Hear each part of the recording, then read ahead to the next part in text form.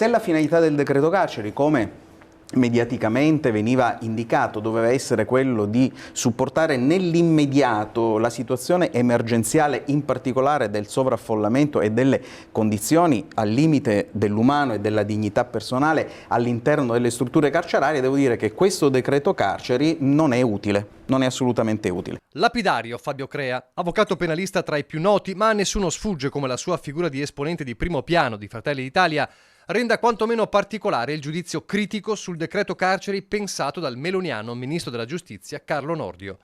Ma tant'è, di fronte a un indice di sovraffollamento delle carceri italiane del 131% e di un Veneto che supera la media con il 146%, si tratta di una questione pragmatica, spiega Crea.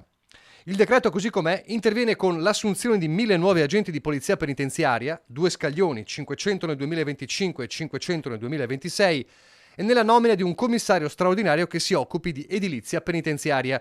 Insomma, più personale, ma almeno fra un anno, e quanto peseranno i pensionamenti? E poi nuove carceri, già, ma quanto ci vorrà?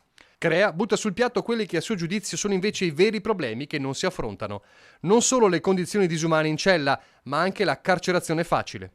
C'è un abuso di custodia cautelare, certamente, c'è una situazione per cui c'è una promiscuità tra persone detenuti in stato di custodia cautelare in attesa di primo giudizio e detenuti in via definitiva che ovviamente vivono due situazioni completamente diverse, soprattutto perché si parla di soggetti che ancora non sono stati condannati in via definitiva, quindi anche per Costituzione devono considerarsi persone innocenti fino a prova definitiva, e soggetti invece che sono condannati in via definitiva e il cui percorso detentivo deve essere necessariamente diverso, deve essere un percorso risocializzante, separati, dice lei. Deve essere necessariamente separato. Okay. Soluzione che il decreto carceri, attacca Crea, per ora non recepisce. Non vi è alcuna norma che aiuti una situazione di deflazione della detenzione carceraria.